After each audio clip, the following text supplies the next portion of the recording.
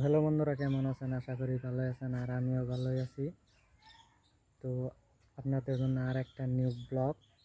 আমার পাশে যে ঘরটা দেখতেছেন, এই ঘর নিয়ে আজকে আলোচনা করুম। এই ঘরের মধ্যে কয়টা রুম, আর কত টাকা খরচ হয়েছে, আর কি কি কাম আছে, কি কি কাম বাকি আছে। তো চলেন দেখাই।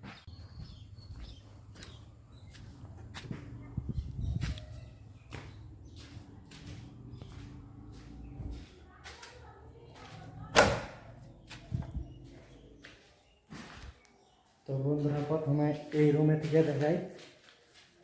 তো এটা হচ্ছে একটা রুম। এই এনে হচ্ছে খিড়কি।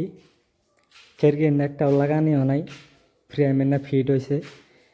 আর এটার রং সং করা অন্তরীয় নাই, রং করা লাগবো। নিচে টাইলস লাগানিও নাই, টাইলস লাগানো লাগবো। উপরে সিলিং বাকি আছে, সিলিং লাগানো লাগবো। এমপিউ ফাঁকা আছে, এটাও লাগানো লাগবো। তো কয়টা রুম চলেন দেখাই।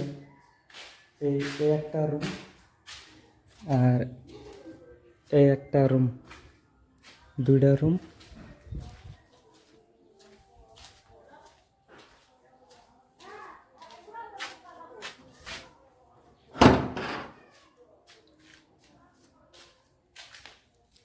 আর এই একটা রুম, টোটাল তিনটা রুম।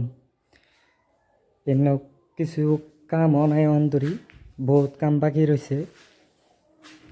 এন্তরি এন্না কাম বাকি রয়েছে। তো ওইটা হচ্ছে ঘরের পিছন সাইড, আর এটা হচ্ছে ঘরের সামনের সাইড। এইদিকে গ্রিল মিরিল লাগানি কমপ্লিট, আর এটা হচ্ছে ঘরের সামনের দিকে, এটা হচ্ছে রাস্তা।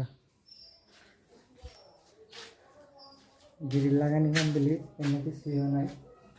তো অন্তরি বহুত কাম বাকি রয়েছে। আর এটার মধ্যে বাজেট করবার গেলে আপনার জায়গায় 14 থেকে 15 লাখ টাকা অলরেডি গেছে।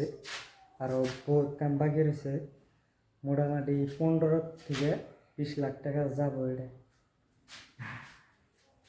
তো চলেন রাস্তার থেকে দেখাই।